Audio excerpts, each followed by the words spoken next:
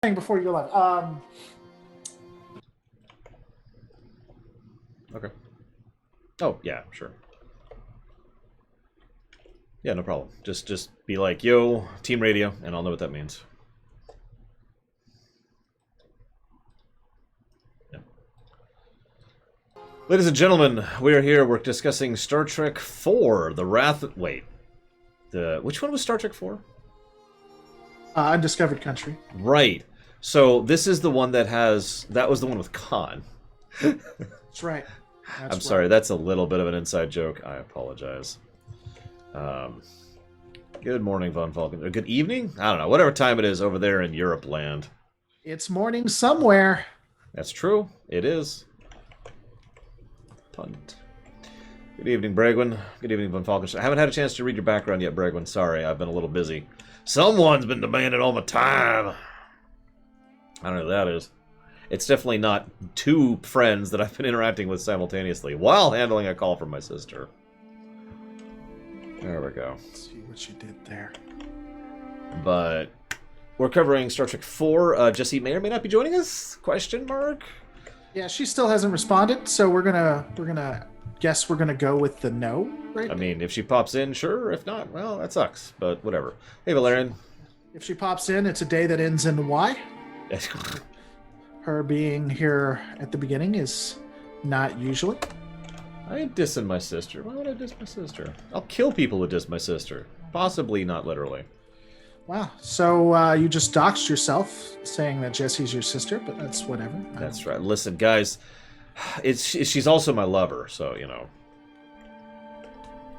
You know we're dating, right? I'm messing with you. We're not dating, but that'd be hilarious. That would actually be pretty funny. I mean, you know me well enough to know that I'm joking around, but that would actually be funny. It's like, oh, well, okay. Sorry, guys. My sister left me. Yeah, that's what she said. Oh, my God, my sister's cheating on me. No. How could she? That's where that goes. Anyways. Yeah, exactly. Europe needs to pick a language, Cashel. And not pick German.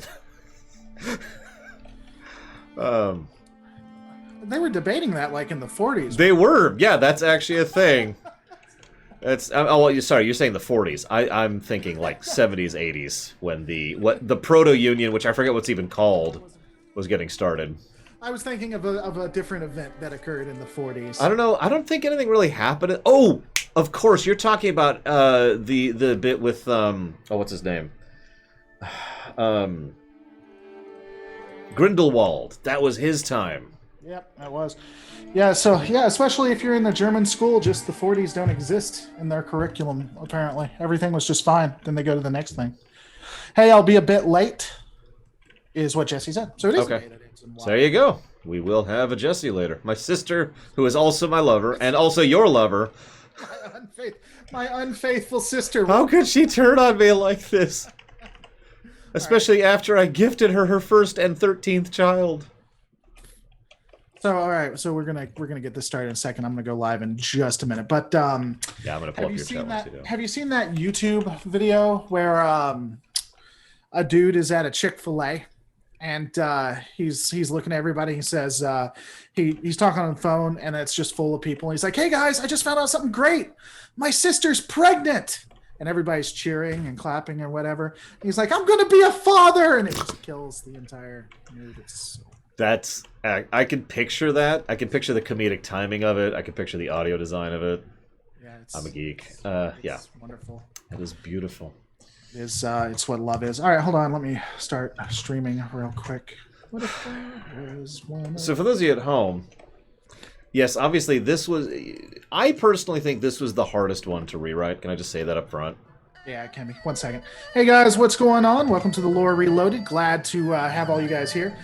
We are currently live with Lore Runner, going to be rewriting Star Trek IV. Going to be a fun-filled activity. But sorry, you were saying it's going to be a hard. I just said 4 was the hardest one for me because the problem with plural with 4 are... It's a really good movie that is total nonsense. Right. And makes no damn sense and arguably doesn't fit with anything. And they require you not to think about it.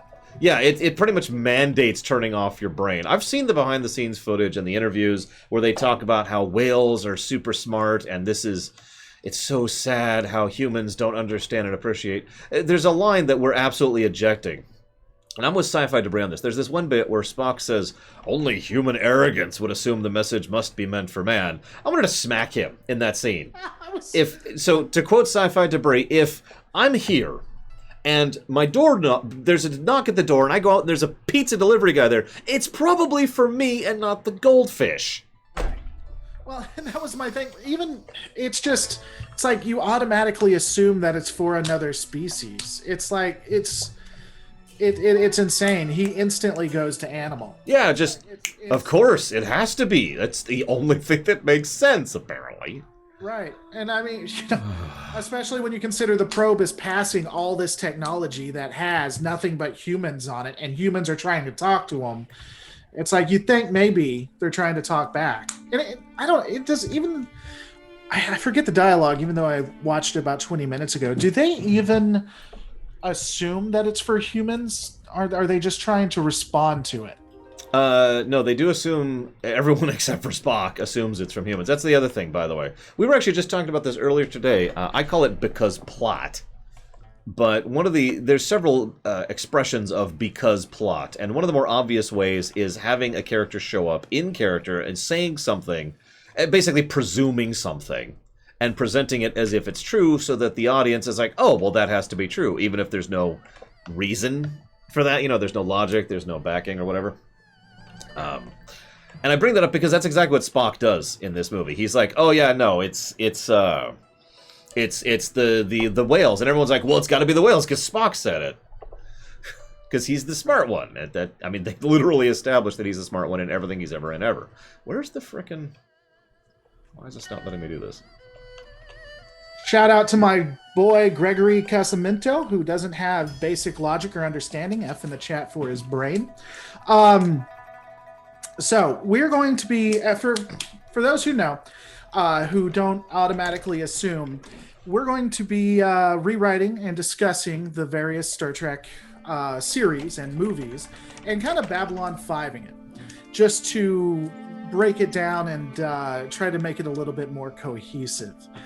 Like I said, some things we're going to keep, some things we aren't. We just try to have it make a little bit more sense, you know? And we have fun with it. Because, you know, it's okay to talk about and analyze and be critical of things you love. Wait, you can actually criticize things you love? Yeah. I don't know. Maybe Gregory is just, votes red. Oh, wait, we can't talk about it. Never mind. So, getting back into it. That's an inside joke and a jab. I was going to say, that's... Piss off. So only you and me get the inside joke, and those who are fans will get pissed off. See, everybody wins. I love what I do for a living.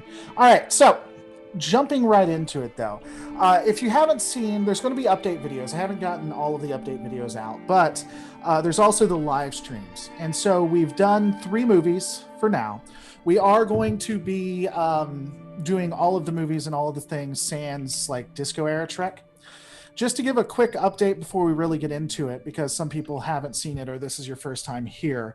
There are a couple of changes in the universe that we make that can have some impacts that aren't in the original. So, for instance, transporters require both an entrance and an exit point. So, if you transport without two pads, it's really, really dangerous. Like 60% chance you're going to die on a good day.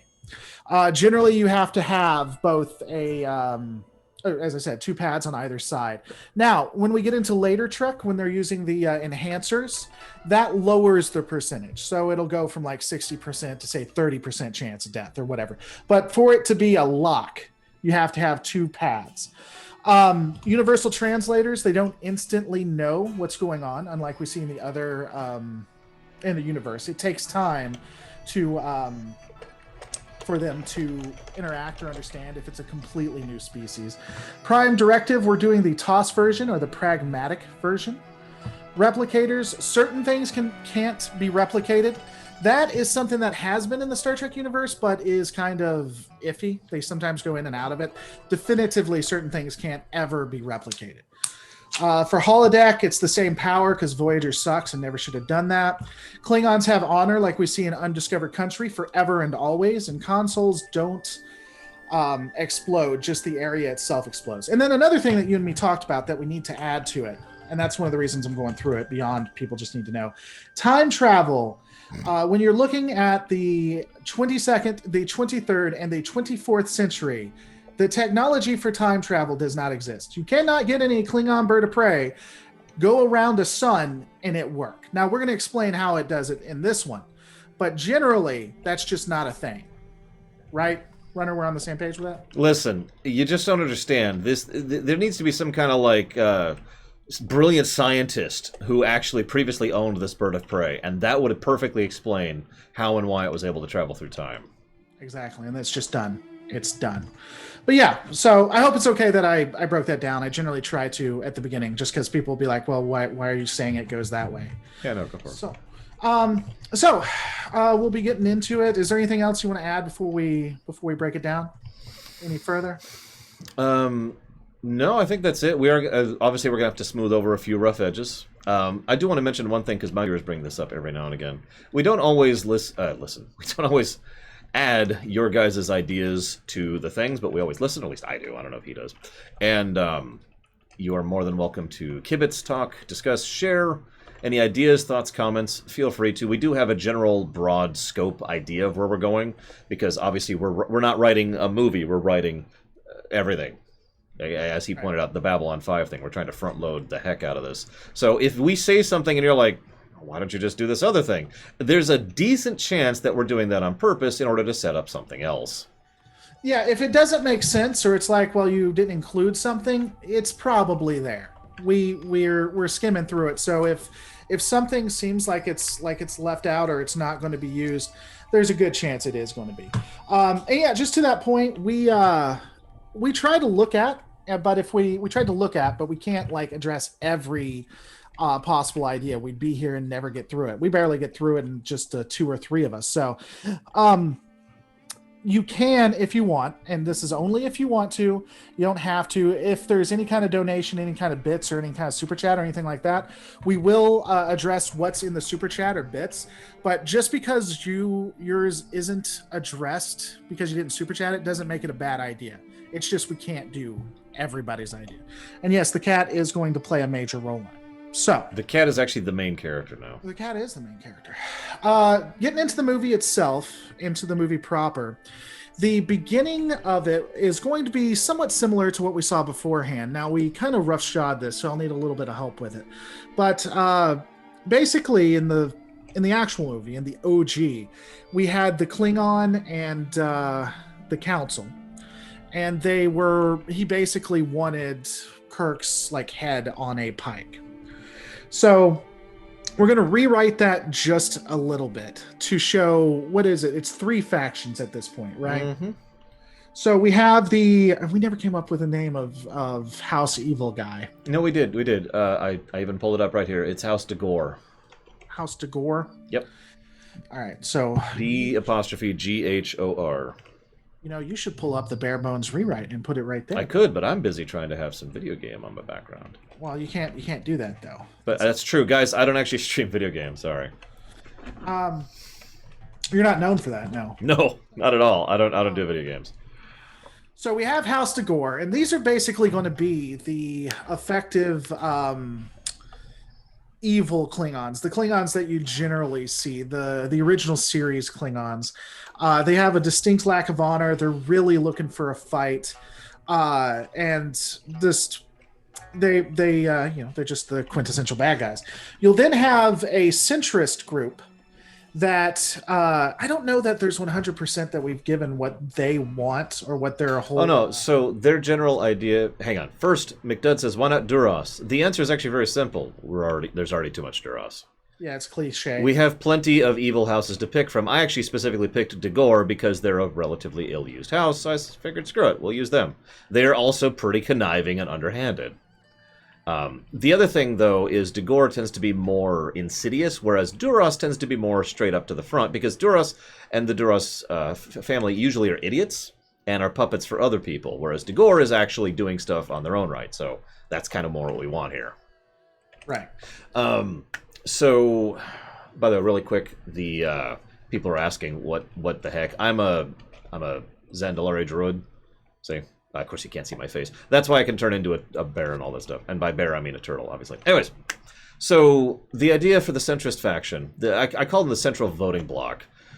It's a loose coalition of various houses in the middle who don't really want Gorkon to be in charge because they know that he's kind of a winds of change, we need to change everything kind of guy. But at the same time, they're very anti-Dagor because the Dagor faction, which has been gaining popularity, well, they're all about... And you say they're the default bad guys. I want to add a little layering to that, and I think we're on the same page, so I just want to say this out loud. I feel it's more like, rather than just being like, dead puppies, the idea is that the Dagor faction want to be Mongols, just to say it straight. They want to raid, they want to claim, and they want to prove themselves, and none of that is really long-term feasible for the same reasons it wasn't in real-life history. And indeed, there's actually the Klingon Empire in existing canon actually went through that same transformation of being Mongols to being, an actual civilization.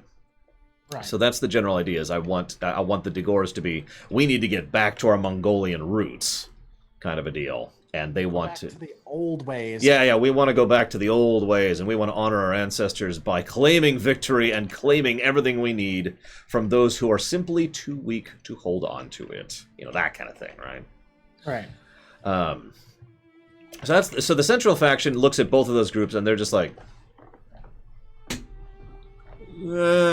And the whole point of a central voting bloc, if you don't understand this, is they don't have a majority. Both Gorkon and the Dagor factions outnumber them by quite a bit. But that's not the point, because neither of those two sides can make a move on the other as long as the third exists. There's actually a term for that, I can't think of it, but it's the balancing fulcrum point idea of politics, where the centrist group is effectively keeping... the idea here is that a civil war would have already broken out if not for the central group. That's the general idea.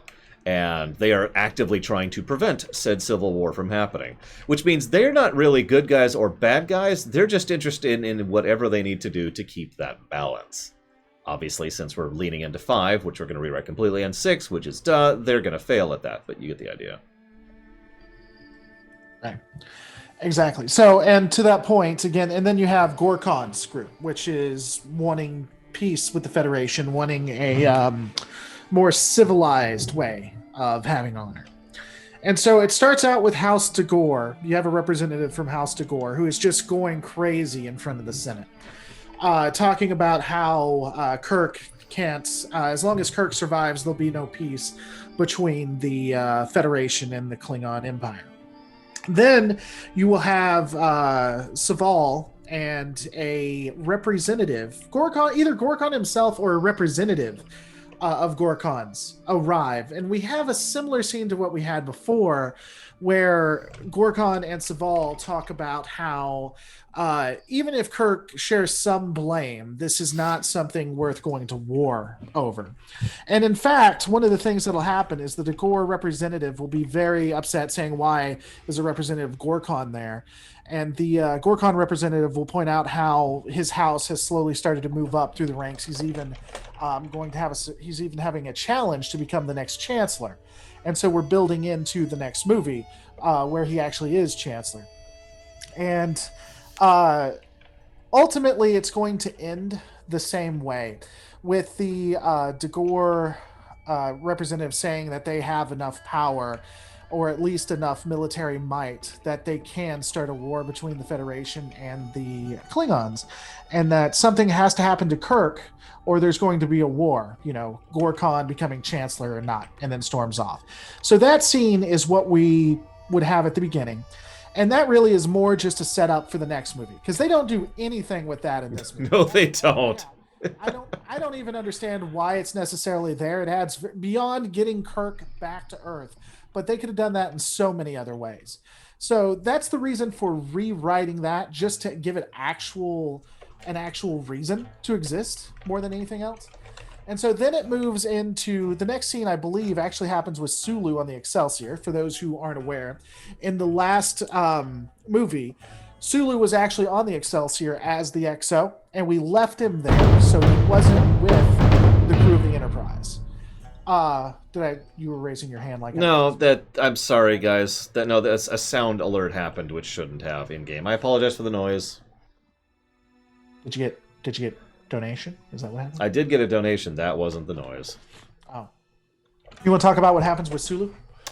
So the idea here is that I know, I'm sorry, it's WoW. I'm not even sure which add-on that is.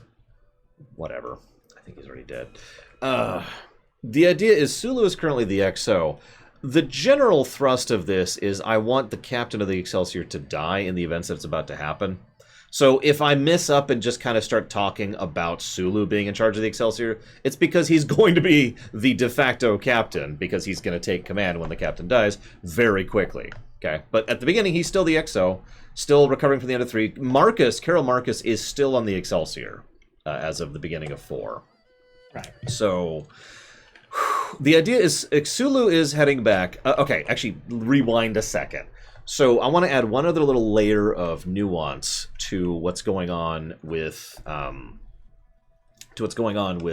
Klingons, because political writing is kind of my bag, apparently, according to some of my viewers.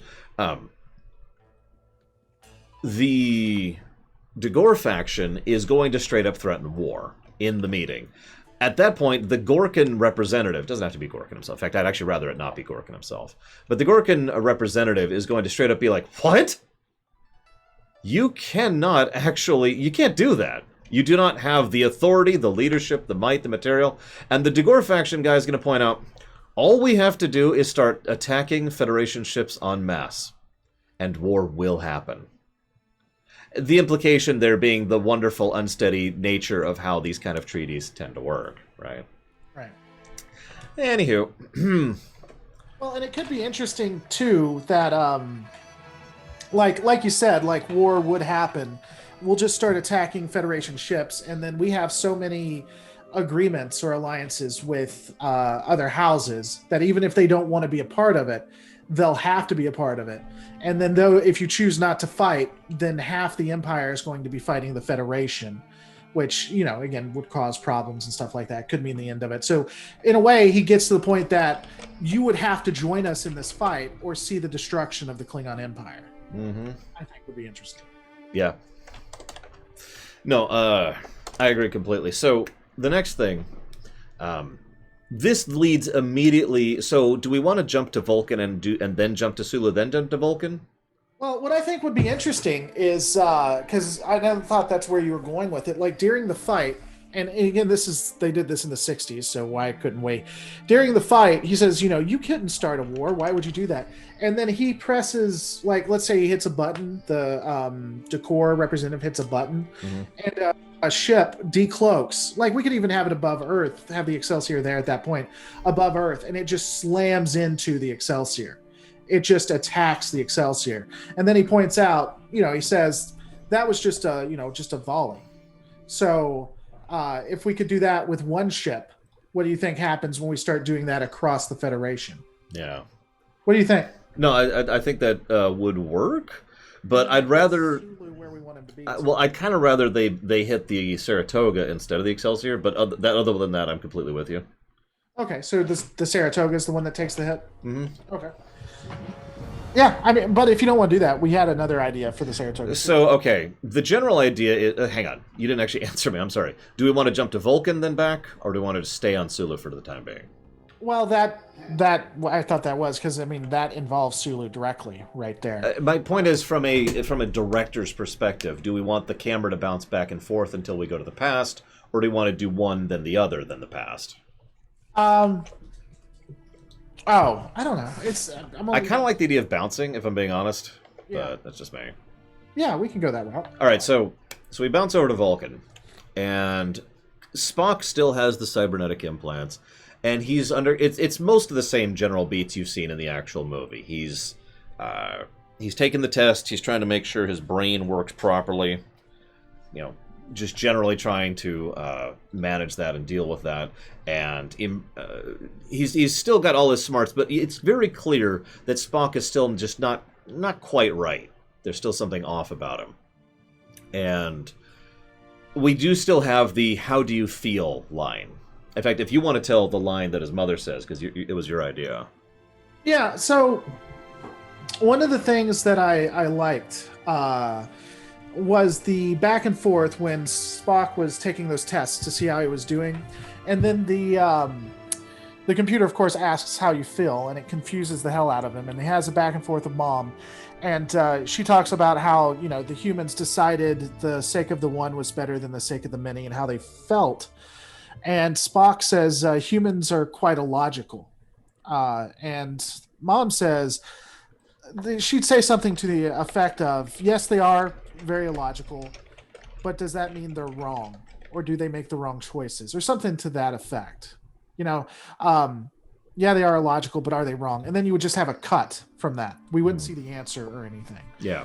I think that would have really cemented that scene. It was a good scene, but I think it would have cemented it. I agree. That's why we're talking about it and such. Wow, it's not layering me properly. How interesting. So that we cut to that scene. Oh, hey, sailboat real quick, or whatever our word was going to be. I'll be right back. Okay. We talked about it. Sorry. Now that he's gone, I can talk freely on his show. You need to, God, I can't even make fun. I don't know how to do it. I'm terrible at it. Mockery. There you go. We're done.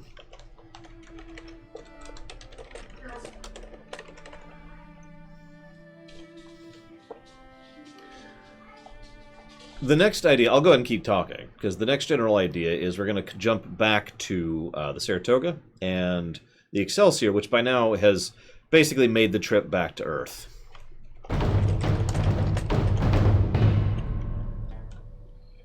Sorry about the noise again. I really don't know how to turn that off.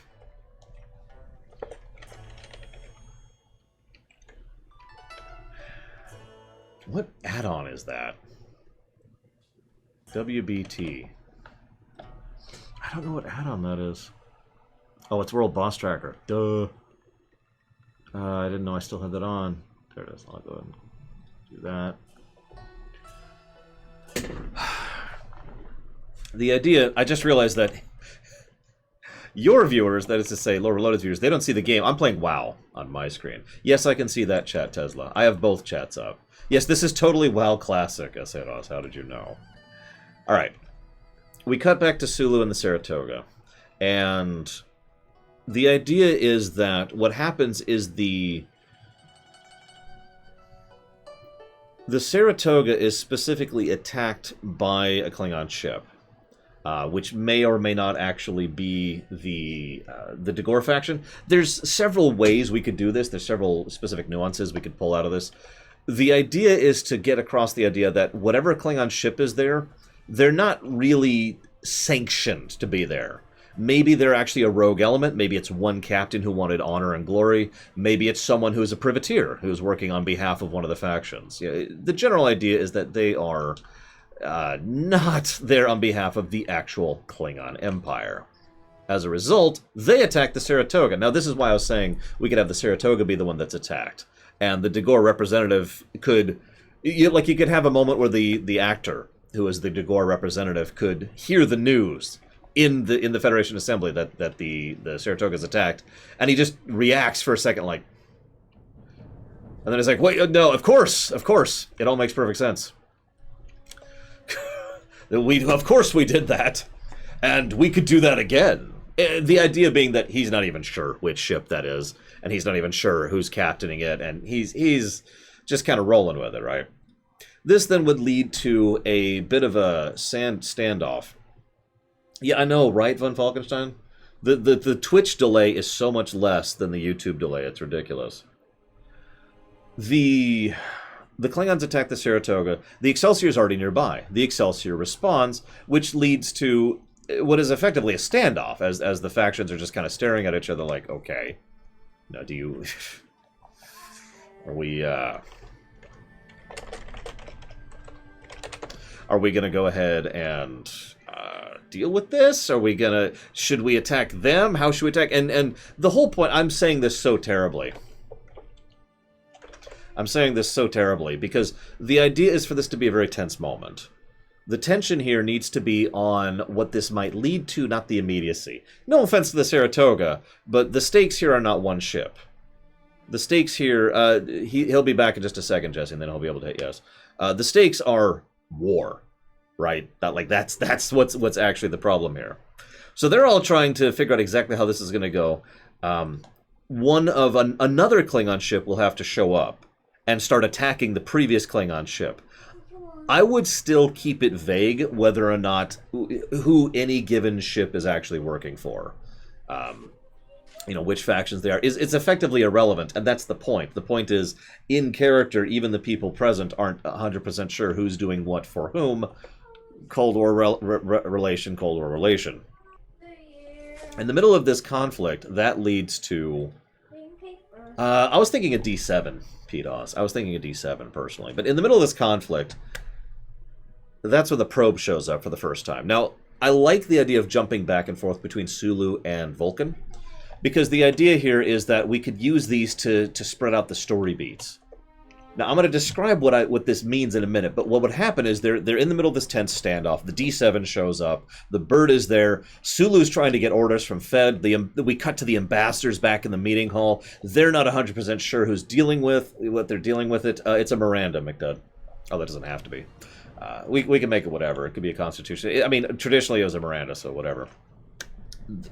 In the middle of all this, there's just this, like this pulse of energy. Like you just feel the vibration through the screen, right? And this vibration leads to them being like, oh my God, what the heck was that? No, I take that back. Just the vibration hits. We cut back to Vulcan before we explain what the heck is going on here. Agreed. 1 second. Chromie. I took over your show, by the way. Sorry. I'm okay with that. Yeah, I know. I found that fascinating when I jumped into the YouTube video. I'm like, oh, it's just lore. This is the lore show now. Ironically enough. It's the real lore. Hang on. I got to restructure my stuff to get Jesse on screen here. Hi, Jesse. Hey, how are you? I am irritated. They sent me the wrong CPU. Oh no. Like, I ordered the right CPU, they sent me the wrong one. I want to be very clear about the way I'm phrasing that. Jackasses. Hang on, where the heck? There you are. And I gotta move this down here. There we go. Okay, we're back. We're good. Wait. Hey, Jesse, how are you? Good. I was just dealing with some administrative stuff with my channel and a few other things. So. You look quite fetching today. I do. Yeah. All right. Well, I thought I looked awful today. I just got out of the shower a while ago, so I'll take it. It is quite fetching. Me and Runner got in an argument. Yeah, we were fighting over you. We were fighting over you. What was the fight about? No, we were fighting for your affections. Is the whole point? For dating you. Apparently you are his sister. Yep. That was an interesting piece that had been added. Interesting. I thought it was intriguing too, and you guys have a pretty good relationship, or so I'm hearing. Man, I bet he wishes I hadn't brought that up right now. No, I don't feel uncomfortable at all right now. It's great. About run. I say that jokingly, not in actuality. There are 3 people on this call. Only one person is not uncomfortable about it. And so, anyway. Who is that? My cat? Where was it? Yes, it's your cat. It's the cat. The cat's like, well, I don't care. Like, whatever. The humans are weird. That's what the cat says. Yeah, the cat's like, what is all this nonsense? All right, so what were you talking about? So I just finished describing the initial pulse, the standoff between the Saratoga, the Bird of Prey, the D7, the Excelsior, and it keeps jumping back and forth between them and the ships, and the delegates back on Earth. Delegates back on Earth aren't even 100% familiar with who's taking orders from whom, and so there's a little bit of chaos going on there, and that then jump cut. So what happens, and this is very important visual. Sorry, have we discussed who or what the probe is? We're not there yet. We're not there. Give me a sec. Okay. Yeah, so what happens is there's this boom, this massive pulse, like I said, like I was describing earlier, where you can feel it coming through the screen, and then jump cut back to Vulcan.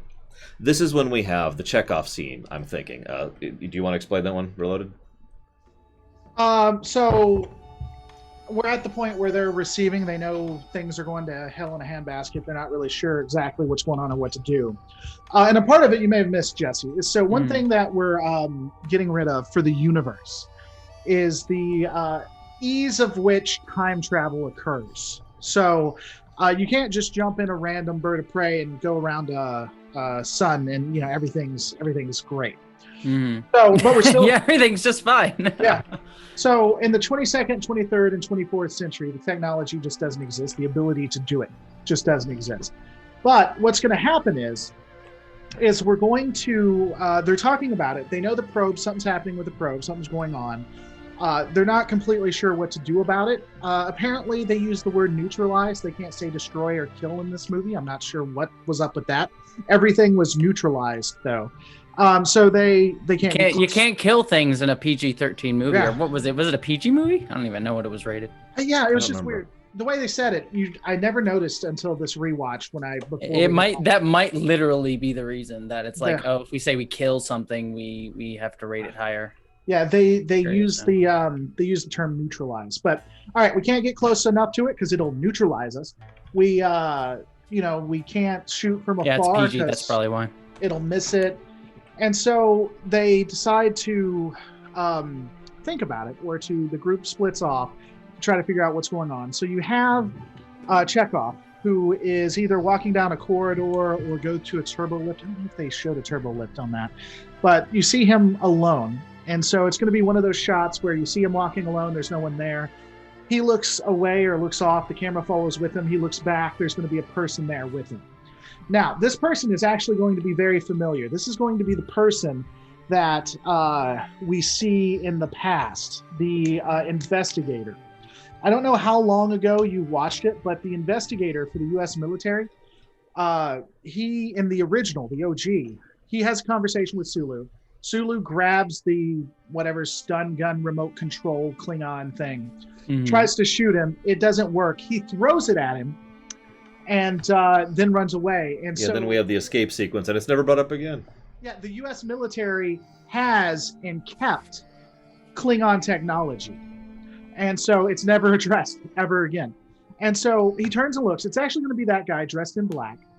And at that point, I think he was going to say something like, I may have an answer to your problem, and that's going to cut there. Yeah, that's so I think we should add one other little scene in there. I think for pacing, what we should do is we should have a quick scene. So we've just had the massive tension. We've just had the big pulse. Let's cut to Savik. Now, this is... I'm just going to kind of gloss over this because this is all character stuff. And there's no way to summarize character stuff without just actually showing the whole scene.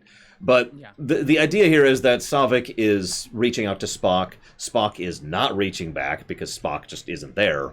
And there needs to be a little bit of a hint of her being, for lack of a better way to put it, heartbroken over the fact that her Spock might be gone forever, and the fact that he obviously does not return whatever affection she has for him. Now, they don't have to be romantic, by the way. No, I would actually prefer... I actually kind of always liked the like mentor relationship that he had there, while also being like of different genders, that it was just purely like it was good representation of like a mentor relationship across genders. Exactly. That's kind of what I was thinking too. Yeah. But yeah, the general idea is that, we need that character moment, and it's a nice, Jesus Christ, I turned off the add-on. What are you playing, by the way? Is that WoW? I'm playing WoW. Why did it get turned back on? I really like that you play these games in the middle of this. It helps me concentrate. It helps me concentrate. We seem really focused on this now that you're playing that. No, I 100% get it. It's the same thing as like it's the same thing as like why people doodle. Like you actually can people doodle because you actually it helps you pay more attention. I'm just giving a hard time. I know you're giving a hard time. I watch YouTube videos while driving. It helps me focus. I'm completely there with maybe. To be fair, I did do. This is a aside, but this is terrible. Do not do this. I do not approve this. But way back when I had a job that was an hour and a half long commute in stop and go traffic, I would watch Amazon Prime shows in the car because it was stop and go. It's not like I was. Well, yeah, no, it's like drive. You drive. I know exactly what you mean. Not that I've ever done that legally. You can't prove anything. I don't. Yeah, in fact, everything that I just said was just because of my personality. I didn't actually do that. That was a lie. Nope. It's just for entertainment value. Oh, wait. Greetings from Sunday, Joseph Petrick. Thanks for supporting the channel. You know, I would totally play, because I have World of Warcraft too, because my girlfriend plays it. And that's the sole reason. I would totally play this with you if I couldn't focus like you, though. I would be so bad. I'd be like, oh my god, can I defeat this guy? It would be horrible. And I'd be like, no, we're talking here, Laura. Focus. Defeat a pig, a level 12 pig. I don't know how it's defeating us. We're level 60. Anyway, let's. If I might continue really quick, so we have this nice, peaceful, low tier scene. You know, very very friendly, very fond. That cuts to the Chekhov scene, and the Chekhov scene, the way the Chekhov scene is exactly as you said. You know, it's the guy shows up, it's the dude. Obviously, we know that because we're telling you that, but the viewers at the time will just be like, there's some random person. They might recognize him as Section 31. It's possible because we've already introduced them several times. Either way, go ahead. That could be an interesting. I didn't mean to interrupt you, but that could be an interesting piece. Like, we have Section 31 show up a couple of times. Let's use him. And that's his origin. Oh, I like that. We have this. So he's the one that helped Chekhov get back to where he was or whatever.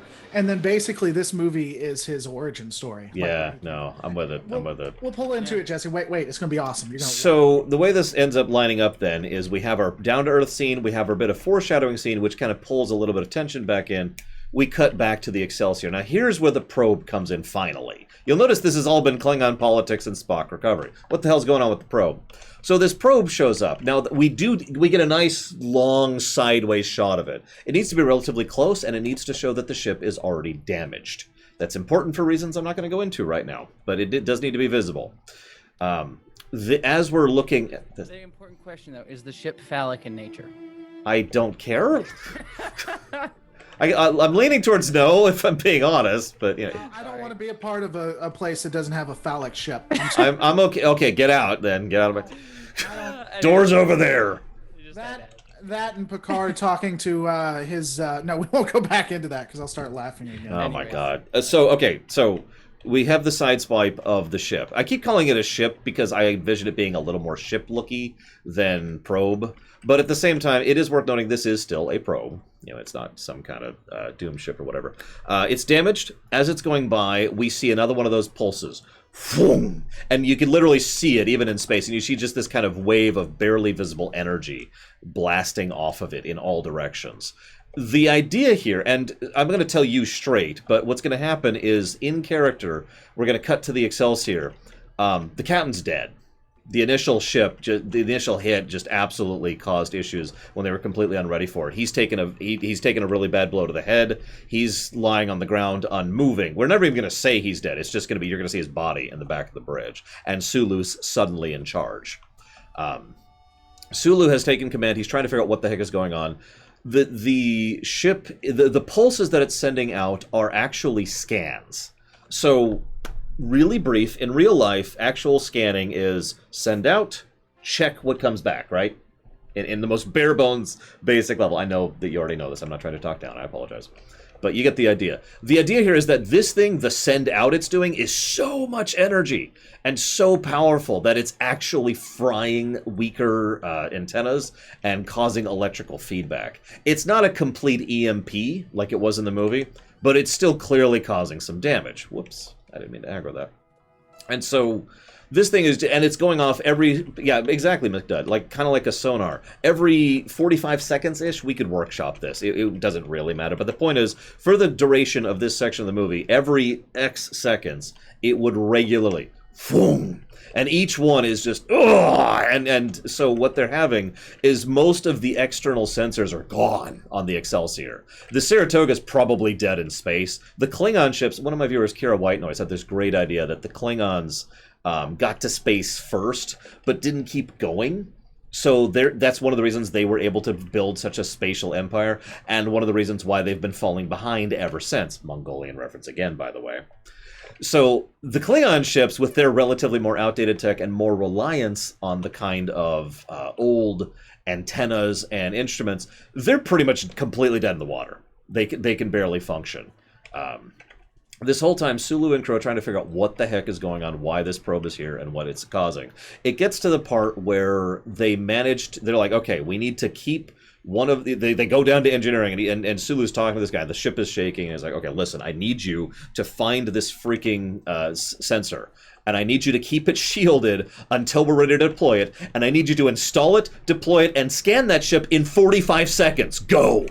Do it now! Do it now! And so, and that's exactly what happens. That's what we see happen. 45 seconds of these crewmen just frantically. Since Carol Marcus is there, I like the idea that she's involved in that. I figure that's the kind of thing she might be, at least capable of helping with, right? Doesn't need to be there. Just a little thing. Since remember, she's still on the Excelsior at this point. They get this thing up. They get the install. They start getting the scans, and they're like, "It's a message? What? No, it's some kind of scan." And they basically find out the information that I've just kind of told you guys, and they deduce a lot of the specifics. They find out, this is also when they find out that this thing is actually hitting all the way to Earth. That's the sheer level of the pulses. Anyone who's seen the movie Ad Astra, by the way, is part of where this idea comes from. I'm not going to go into it, but go ahead. Without asking, is that movie worth watching? I was debating it. If you're bored... It felt like Interstellar light, to be honest. I agree. Yeah, that's a good way to put that. It's nowhere near as engaging as Interstellar. But it does have some good ideas. Anyways, you were saying. So these pulses are reaching out to Earth. Remember, we're in Sol at this point. This is in system. These breaches are reaching Earth, and it gets to the point where they kind of are like, send this data out on open frequency. And at some point, Lower had this idea. The comm officer's like, do you want us to send it to Earth? No, send it to everywhere. On coded frequencies? No! Just send this information out. General distress call in all directions as hard and as far as we can. Right. And it also includes all the data they've gotten, including the recordings of what little information they could get from the pulses before their instrumentation was fried. This then leads to them making a call, because this whole time the Excelsior's basically been following the probe as it makes its course towards Earth. At this point, someone's like, "Sir, the Saratoga is having issues, and we haven't even heard from the Klingon ships." And he pauses for a moment. He realizes that he needs to make this judgment call, and he decides to turn around, get some distance from the probe, and try to rescue, enact rescue operations with the Klingons and with the Saratoga in order to make sure that they don't die. Little brick for the future with the Klingons, obviously, but you get the idea. You could even have a little back and forth again with either one of the ensigns or a lieutenant or someone like the tactical officer. He's like, we have to do, why are we pulling back? We have to do something to help Earth. And he can come back like how? There's nothing we can do. What exactly? If you have a suggestion, mister, I am listening. And if you don't, let's go help. If you don't, get back to your station and get, so. I think that'd be a nice little thing. So we switch over, then we switch back to Vulcan. At this point, there's a little tidbit. I actually forgot to mention this. This is my fault. There's supposed to be a little tidbit where they mentioned that they actually have called to Earth to call for a ship now that they've checked up Spock, now that they're sure he's okay. And they're like, okay, we're ready to go and stand trial, because they are going to turn themselves in, right? So we're ready to turn ourselves in. Earth, hello? No response. It's like, what's going on with this? Okay, whatever. Just... I guess we'll head back ourselves? Yeah, no, I mean, we got this Klingon ship here. We could just use this. It's there. Yeah, it's here. We've got it. Why not? The only other piece to that I'd add is Kirk being a little bit reticent or even seeming hostile initially. Not being comfortable. Yeah. I agree. In fact, I would like the idea that Kirk pretty much pushes for... Maybe you should try to hail them again. No, sir, we're not getting any responses from... Maybe you should try the Admiralty channel. I have special... Sir, you don't understand. We're not getting any signals of any kind. Well, and then, I like that idea that he pushes back.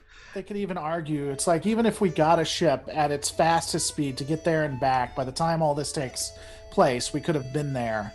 if we just take this ship. Plus, and then they point out, plus, this is a Klingon ship, and we have had a lot of combat, so it's not like it's an insubstantial prize for engineering or for Starfleet tech to break down, and that might be a subtle way. Maybe that's what changes his mind. Maybe a subtle way, a way to hurt the Klingons.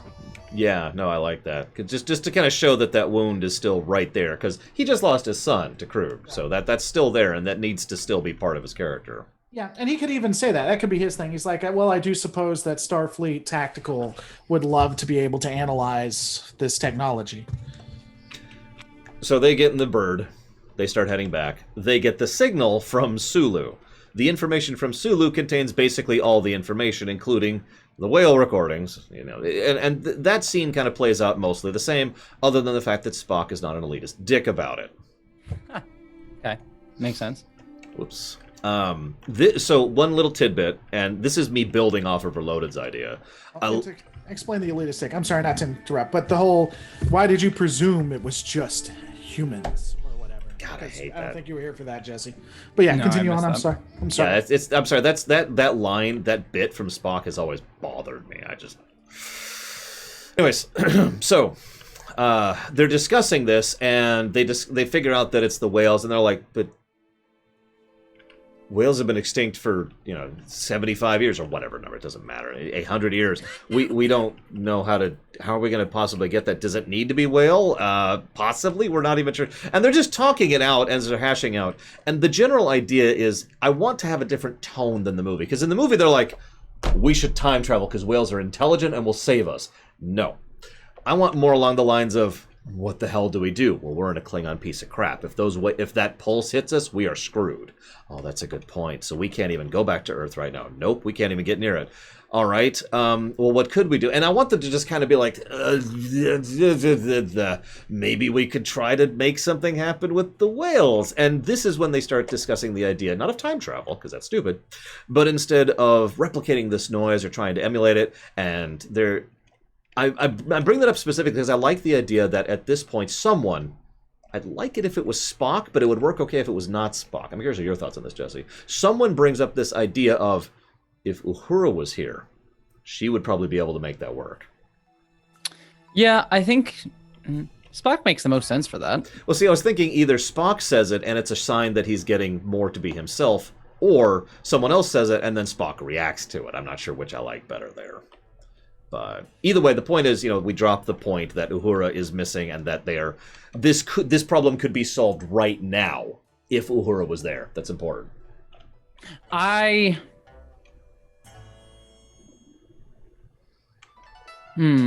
trying to think of if because there's the different ways you do this scene kind of hints at what Spock's arc would be for the whole movie, right? Mm-hmm. So I kind of like the idea better that it's someone else that mentions it, and he kind of doesn't pick up on it as much. Yeah, maybe just like a very brief inclination of his head, like that's it, just a. Yeah, and then that leads to maybe later on in the movie that Uhura gets brought up again, and we sort of see that he's kind of. Become more himself. Yeah. And he actually has a real reaction to it. I like that. Good idea. Okay, so as they're having this big discussion and they're trying to figure this out, at some point, someone mentions, we can't just get some real whales. They've been dead for years, right? That's when Chekhov just kind of goes, oh.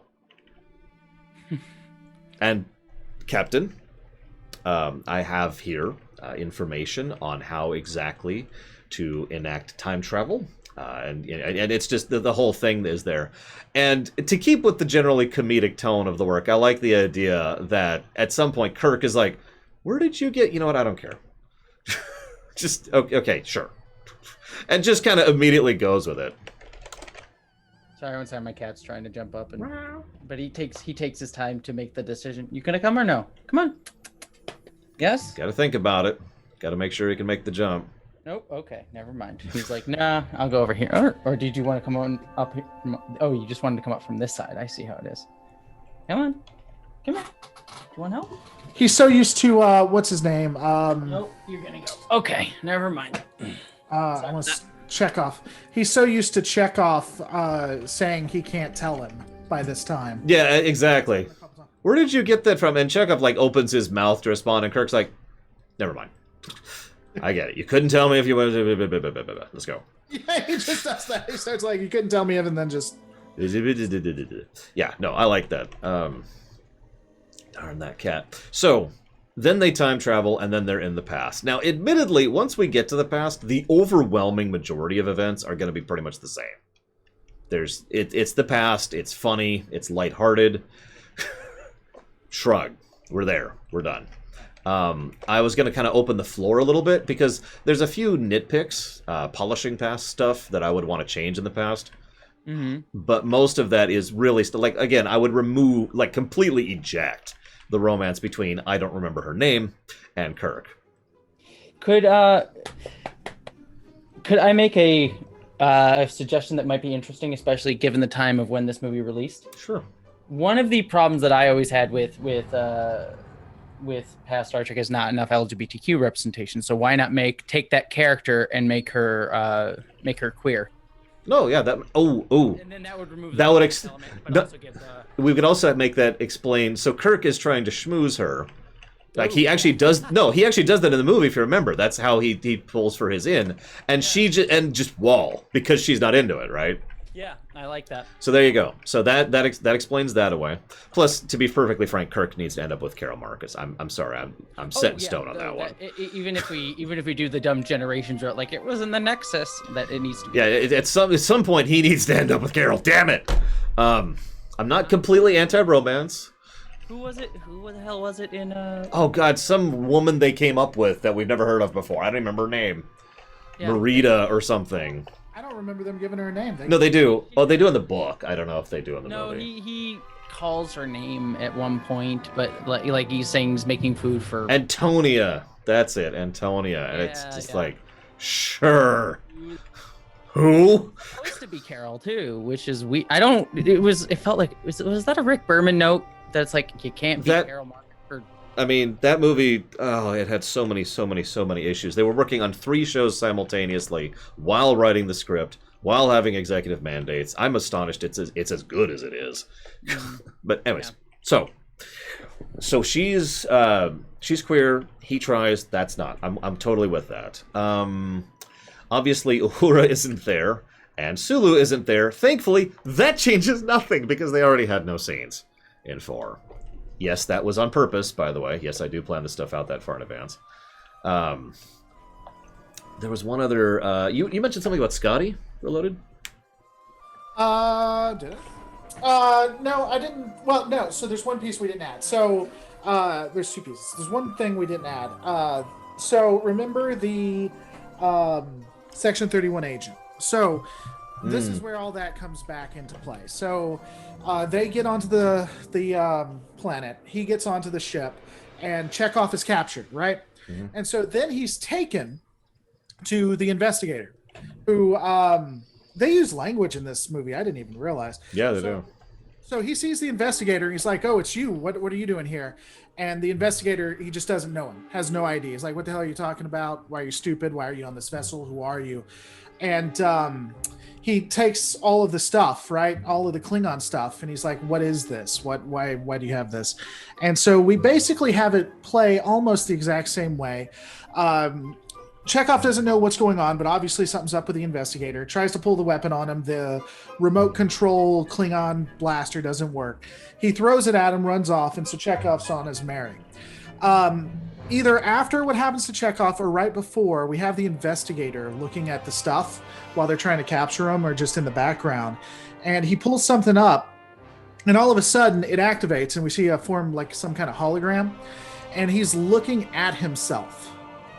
And then they say something to the effect of, you're not going to believe this, or you don't know what's going on, but we're going to need you... Section 31 needs your help, or the temporal agents need your help to save Earth. In about 200 years or so, this place will be a hellscape unless you help us out. It says something like that. You clean the dialogue, but basically says, help us, Obi-Wan Kenobi, you're our only hope, and if you don't, everybody's going to die. And so that ties in the time travel. So now we have how the time travel happened, and we actually have his origin story as well, I think. So I think it just makes everything work out quite cleanly. Sorry, you're getting the cat on the mic. Who doesn't love the cat? I don't know. I feel like I didn't explain that as neatly as I did beforehand, but that's basically where I'm going with it. If you want to add anything, Runner. Well, I think it's the worst idea I've ever heard, but We're still going to use... Sorry, I missed. Could you repeat just briefly that? Because I was dealing with the cat being persnickety. So I will repeat his answer by saying that I would change it slightly. Mm-hmm. The thing is, the idea is Chekhov goes back, he encounters the dude. Chekhov, it's the inspector dude. And at this point, the idea, of course, obviously we've given all this away to you, but we've already seen this guy in the third movie. And thus we've already seen him a little bit in the fourth movie where he gave the thing to Chekhov. And so he goes and he sees the guy, and Chekhov's like, Bob, I forget his name. Bob! And the guy's, I'm sorry, do I know you? And what he wanted to do was what Reloaded wanted to do was he wanted to have a scene where they spell it out. That the fact that he was recruited here in the past will eventually be pulled into the future and become a member of Section 31, who will become Chekhov's handler, who will send him back to the past, closed loop. Got it, yeah. Now, the only caveat I want to add to that, I love the idea in general, I really do. I would probably have less of an expository scene about it. I think they would bog down the movie just a little bit to have a complete exposition. And frankly, I don't think the viewers need it. I think if they just showed that guy there, and Chekhov gives him the thing, and that the guy's just like, it would be one of those, like, if you're like, a Trekkie nerd and you've been following, it's like, oh, hey, that's it. But if you were just like an audience member who's just coming into this movie, you wouldn't pick up on it, nor would you need to. Yeah. I don't know. I think it needs a little bit of an explanation. Not him just looking at it, but maybe, and you don't have to exposit it as much. You could just have a hologram pop up that looks like him. Maybe add Welcome Section 31. You don't have to. I feel like you have to do more than just have him look at it, though. So what I was doing, we could have him do more than just looking at it. That is absolutely valid. I think it's the worst idea I've ever heard in my entire life, but I think we can make it work. However, let me give you the two ideas I have. First is my idea, and the second is your idea. The first idea is he looks at it, and then, in order to really exposit on what's going on here, what happens is, and we need to write out the specifics. This is one of the scenes we need to really restructure. But the idea is that Chekhov is just kind of let go. We don't explain why or how, but the very strong idea is that he picks up this thing, and the message comes through, and he lets Chekhov go as a result, despite being a military officer who's just caught a Russian on a nuclear carrier in the 80s. I feel like that all speaks for itself. However... Excuse me, it's a nuclear vessel? Sorry, vessel. What the cop? I rewatched. We need to keep that scene. That scene is perfect. Yeah, that was not as. I don't know. It's just I didn't. I love it. That the cop is what sold that scene because he's just utterly expressionless. He's not shaking his head. He's not reacting. He's just. He just keeps. And they stop talking to him and they go to other people and he just stays. He just stares at him. It's perfect. God, it's just perfect. I love this movie, by the way. If it's not obvious, it's a great movie. Great, yeah. Okay, so to add your idea, though, I think you're talking me into it. By you, I mean I'm talking me into your idea.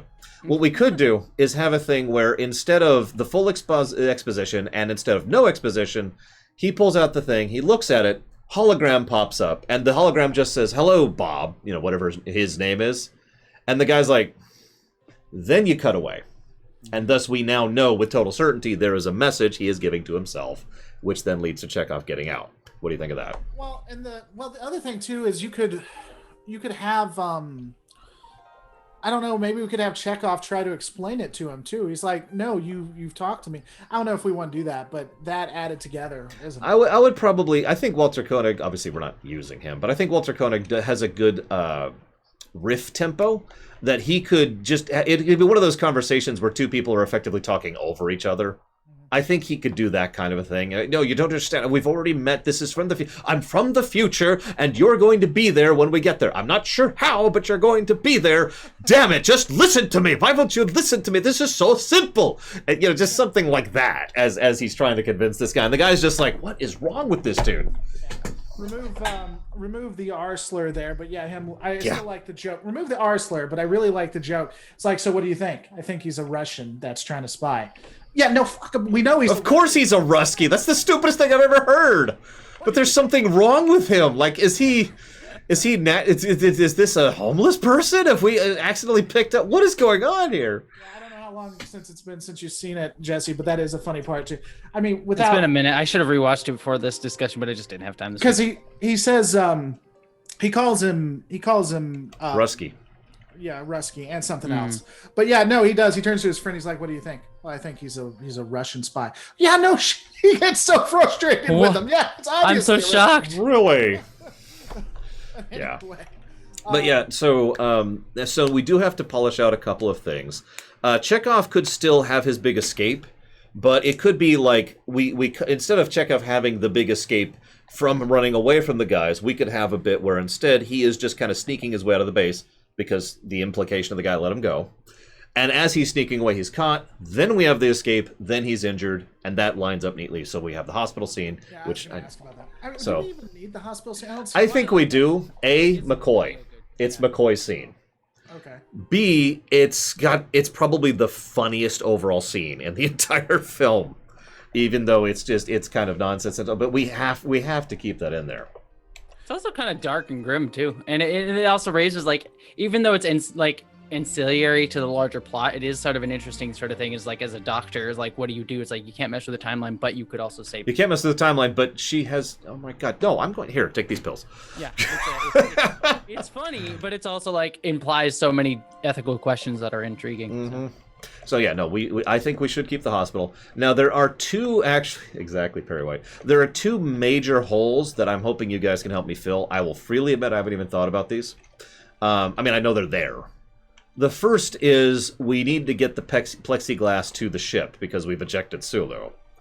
The second thing, and I know that's so sad that is his only contribution in the entire film is flying that helicopter, but it does fill a neat hole because he's someone they can trust to lift some plexiglass into the middle of San Francisco Park. I forget the name of that park. I mean, the second, we just give him enough power to do the. I mean, I think that's just easy. They have enough power to transport it over. The reason why they couldn't Sulu, the reason why they couldn't with Chekhov is because of the radiation. Just write it off like that. I don't know what I think of that, but there is one other niggle which is actually related to that, speaking of beaming. The whales. Oh, yeah. They have to get the whales onto the ship. Well, how do they... Don't they beam them too? Yeah, they beam them onto the ship. Yeah, what's that? Oh! All right, let's beam them on. Well, okay, we need more whales. We need to find some more whales. I would say the worst part is like, well, we just keep trying and keep. Oh God! Someone, if this wasn't a comedy film, if this was a darker work, I would have that be brought up as an option. We could just keep beaming whales on board until we succeed. No, so they beam the whales on board would be great. That's what leads to the extinction of the whales, is they beamed them all. Yep, we beamed them all. Because time is a closed loop. Time is a closed loop.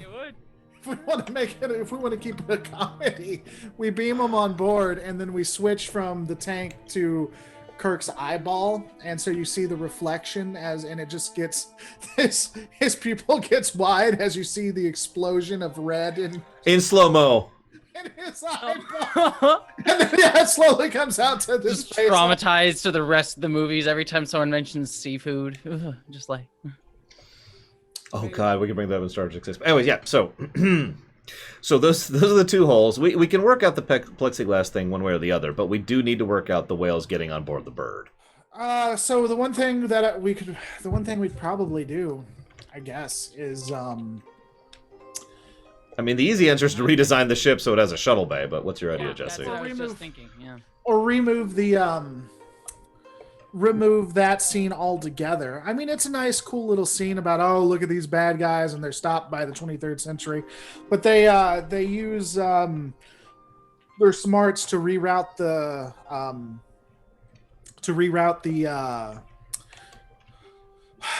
the transports for the whales to the Klingon warbird.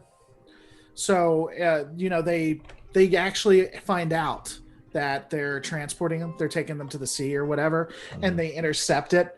I mean, we could keep with the comedy and make it a chase scene to a degree, where they're being chased with wells in the back. That I could see that fun. Kirk and Spock are like they're driving the vehicles, being followed by cops or whatever, with whales in the back, just being like, "What the hell is going on?" Just doing their Free Willy impression. Yeah, dude, we can even mimic that. We can mimic that. So the Klingon warbird is in the air, and it's like jump, and so you have the whale jump out into the Klingon warbird, and it just goes over Spock. I want to write that. I want to do that. I would do that just to mimic Free Willy, because you see, they really and they just like land in the shuttle. They land in the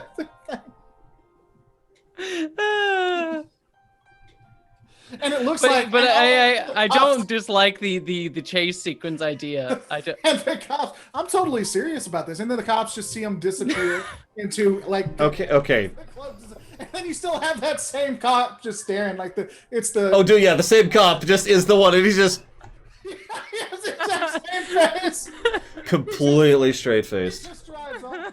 He doesn't get paid enough for this. All right, here's my thought. Here's how we squeeze all these things together, I'm thinking. 60 San Francisco was a weird place. It really was, man. You don't even know.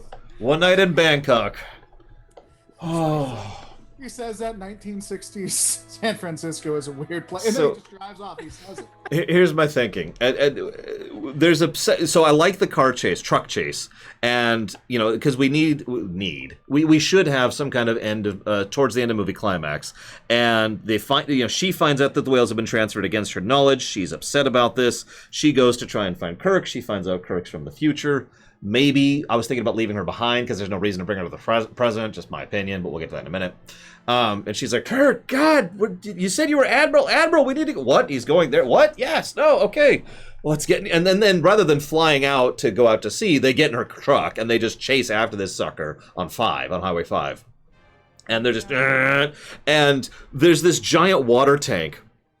And the ship, the actual bird, the Bounty, I think they got the HMS Bounty, is like going around, and they've done the thing. This is so stupid, and I know this is so stupid. They open up the bay, so they've got the bay, and you can actually see the hole in the cloaking field, or maybe they actually drop the cloak for a few seconds as they have the shuttle open.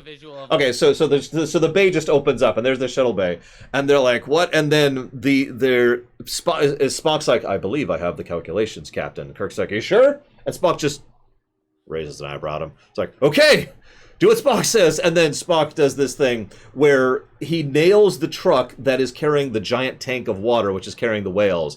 And the truck tips over, and the whales go flying out, plus the water, into the air, into the shuttle bay.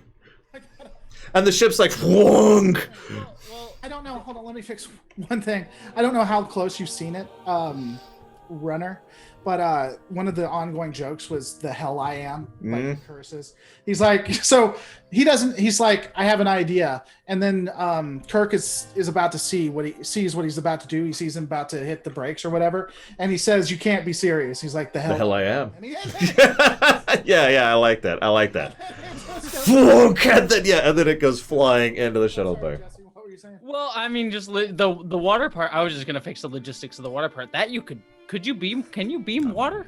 Well, yeah, you can beam anything. I mean, yeah, actually, fairly enough, yeah. What I like the idea is that they get them in there and then they just start beaming water in, and we can even have a background thing where they have to do multiple beams because they lose a portion of the water each beam, right? Exactly. But then they just beam in more water because it's water. Who cares, right? Yeah, exactly. So that would fix that. Like, I like that ridiculous idea of like. It's over the top and weird, but I feel like you can get away with one. Yeah, I figure we could get one truly silly moment in the film, and I like the idea of that being it. It slows down and you just like it's like one of those slow motion animated movie things where the whales just has like their eyes are wide as you like. Oh no. He goes to Kirk and Kirk is like, whoa. So it is. Like you have Spock who is like calm and cool because he knows exactly where he's got the calculation. Oh yeah. So Spock is like so it's in slow mo and the truck's at this angle at this point. Spock's just completely and Kirk's like this up against the wall like. And what's her name has his. And yeah, she's like in the back there. Yeah, no, really lean into it. And yeah, then you with just. the, why do But then birds but like he did all the calculations. The whales actually spot on get in, but they get like impaled on like a spike in the cargo bay. No! Who put that spike there? The Klingon, sir. Damn it! Oh, dear God. All right, let's go find some other ones. No, let's get some more whales. Let's go. Oh God. Any other any other things in the past that need to be resolved? Because at this point, it's just get back to the present. And we have a couple other niggles that we need to iron out. But anything else in the past scenes? No. I wish that scene actually existed because I want to put why do birds suddenly appear next to it with Kirk freaking out and everything. And Spock. Just imagine that scene. Spock's calm and cool. You have Kirk and the woman, and it's why do birds suddenly appear? And they're just freaking out. I don't know. That made me funny. Nothing in the past. Let's keep going. Yeah, So, do we carry forward? I don't even remember her name. Do we carry forward Whale Lady? Now, my argument. So originally, apparently, and I got to add that asterisk, as all Star Trek history always has that asterisk to it. But apparently they were going to use her in Star Trek V and then Shatner, Star Trek, etc. So that's why they bothered to bring her back to the present. Do we?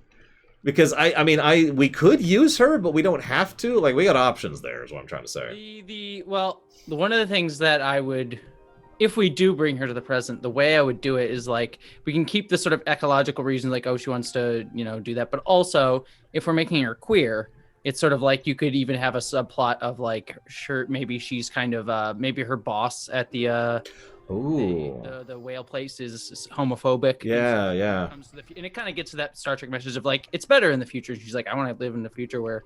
I could see that. That's not a bad idea. Okay, so there you go. It's not a big deal of it, but it's just like. It's just she's moving to a better life. So yeah. I actually like that. I'm with that. She says it just like that. And it's like I don't have to live in the past where all of this exists. She says it just I don't have to live with all this garbage. I'm just saying. Yeah, it's probably best to skip 2020. It's Why? I don't understand. Oh my God! As she's reading the history books. It's like, whoa, glad I missed that one. Holy Jesus crap! Did I have to be here? This? No. Okay, good. We're just gonna stay here. Real quick. Thank you very much, Kaon, for the sub. Always appreciate. You know the question. If you know where you want to put that, let me know, please. So, God, I hope so, Cashel, but we'll think about that later. That's more in show stuff. What I want to talk about right now is if we're going to bring her forward, which I like that idea. And actually, I like Tesla Effect his comment here. Like maybe there is like a scene where and there already kind of is one in Voyage Home. Like she's just like, I just wish I could live in a society that is beyond all of this crap. And yeah. And he gets there. Yeah, no, and of course he just can't help but as. SF Debris says, I can't help but spread the Starfleet gospel. But, I like that. I like that. So she goes forward to the future, better thing. So we get to the future. The funny thing is, with the change to the transporters not being viable, the end climax suddenly actually makes more sense than it did in the base film. I mean, obviously they had the power outage thing, but the only way they can get the whales off this ship and into the water and get them out of this sinking vessel is to literally open the bays, right? And of course, the bird is just going to get smashed by those pulses. We can have a big race thing. So what they do is they come back. Do we make it? Are we here? Vroom, vroom, vroom, vroom, vroom. Which is a good scene, but I think a better way to do that would be, do we make it? Are we here? Vroom, a pulse hits. And, Scotty is like, okay, we barely lived through that one. We need to get in there and get in that right now. And understanding the urgency of the situation, they book it, right? Like that.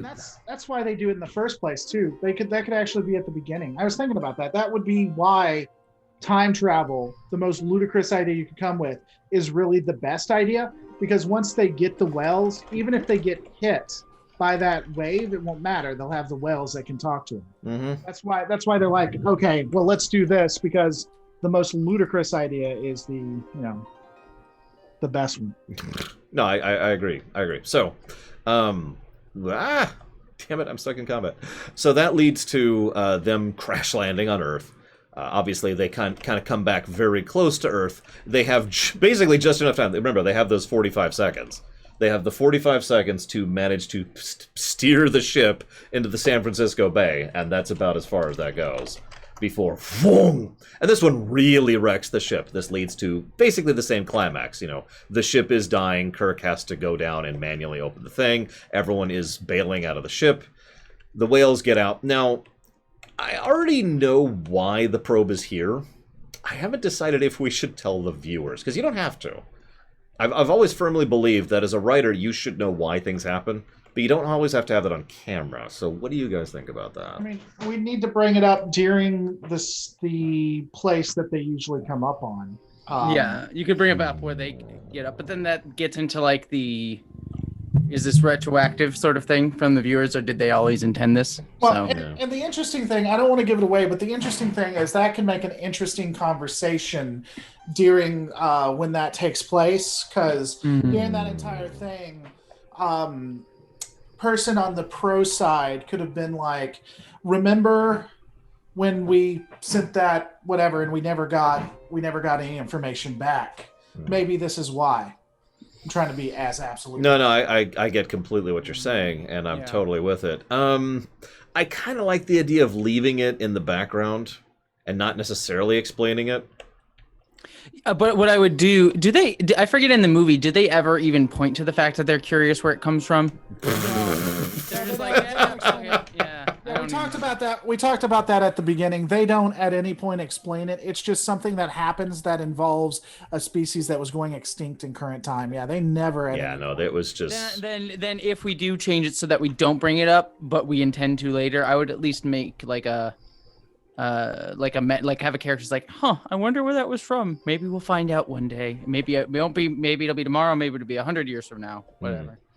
Maybe it'll be in a future series that we're trying to make money off. Hint. But no, I think I kind of agree with the idea of not explaining it. So yeah, the whales come down, they talk. We don't have subtitles. That was always a terrible idea. God, I can't believe they were. Well, this is a terrible idea from the beginning. By the way, Donovan. Wait, the subtitles actually in the movie? They were going to be, but they are not.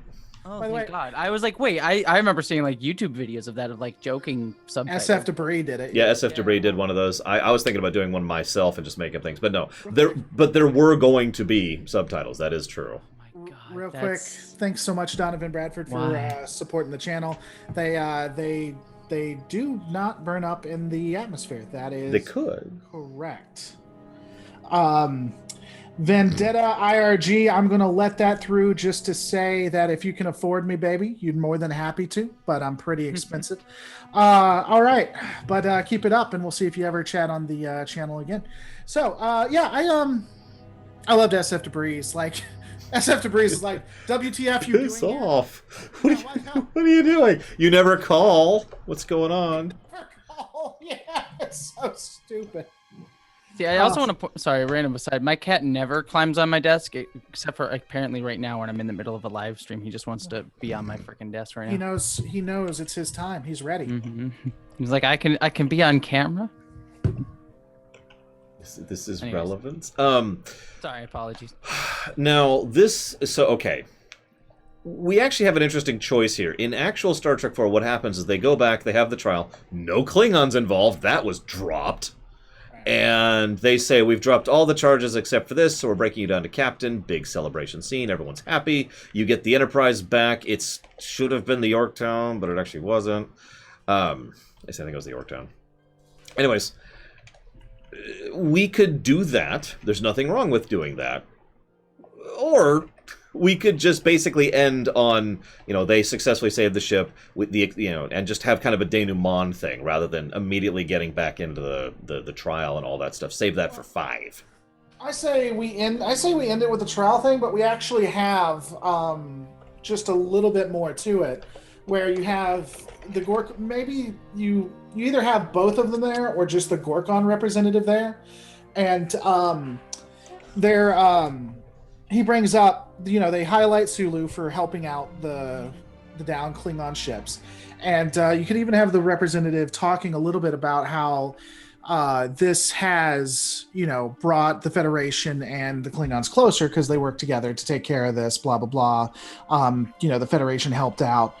And, the Dorka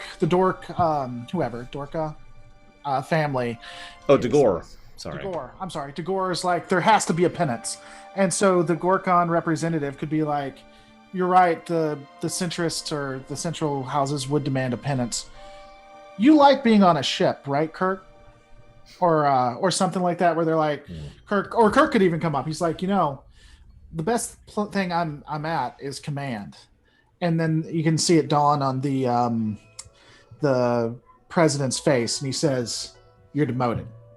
And then Gorkon says, "I have it. That's something I can take back to the central houses.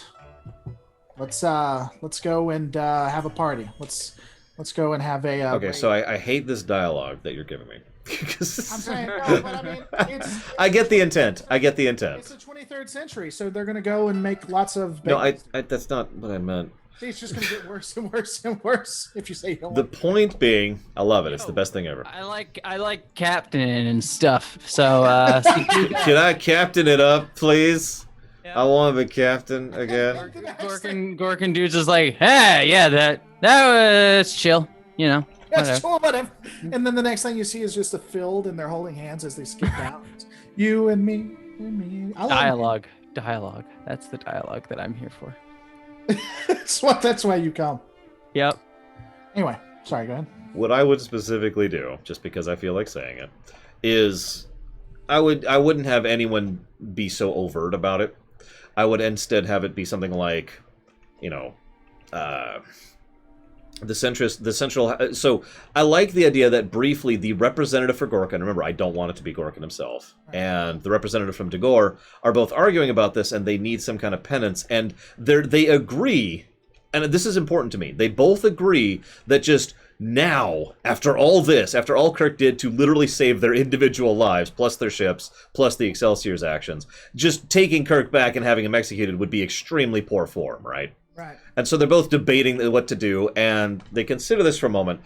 Cut the scene. Next, we go to the actual trial where they're, you know, revealing the verdict, and that's when they actually reveal it. I feel like actually having a scene where they come to the moment of realization is unnecessary and kind of diminishes some of the tempo of that. Instead, just have it be, therefore, we are going to be, and very, very serious, very somber, therefore, we are going to be demoting you. You are no longer an admiralty. You are going to be reduced to the rank of captain of your own vessel. And you just like a brief cut to the two Klingons who are both kind of nodding approvingly, because now they've gotten their pound of flesh, and they've satisfied their own personal honor, while at the same time ensuring while ensuring that, you know, their own political deal back home is dealt with. Now, can we have the party with them? Fine, then there's sex, but then there's the Yorktown, and the thing is, I love normalizing orgy parties in the 21st century. So. Oh my god! Why we get along so well? Someone in chat, I think it was in your chat, mentioned the idea. I think it was PDOS. There it is. I like the idea that they're gonna give him the Yorktown, and Kirk is the one who requests. Can we rename it? You know, can you know? If I might make my first request as commander, I would like to officially, you know, there's actually a military thing. But, no. Yeah, but I like this idea.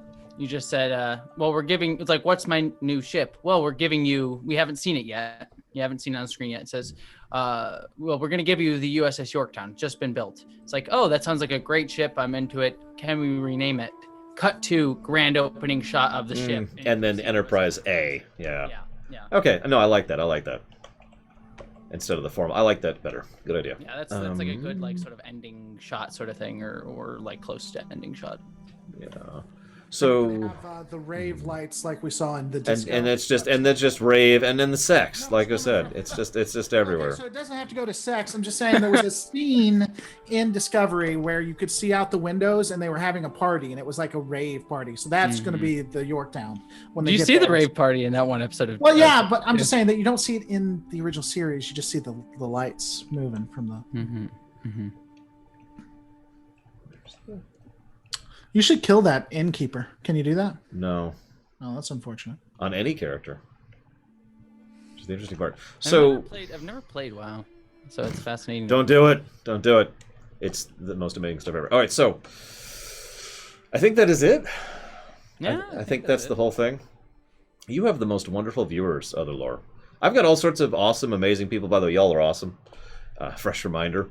And then you have those people. I think they're not even viewers. I think they're not even people. No, I think they're literally not people. Oh, did you see the guy? Yeah, yeah. Oh, you saw that?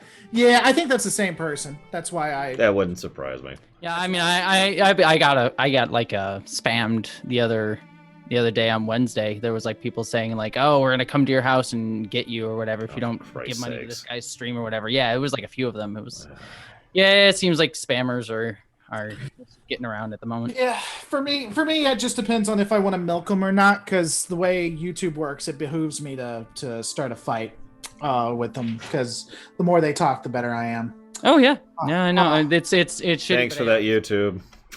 One of my favorite things is like all the people who say nasty stuff in my videos comments. I'm like, thank you. I always comment, thank you for the algorithm boost. Yep, yeah, appreciate it.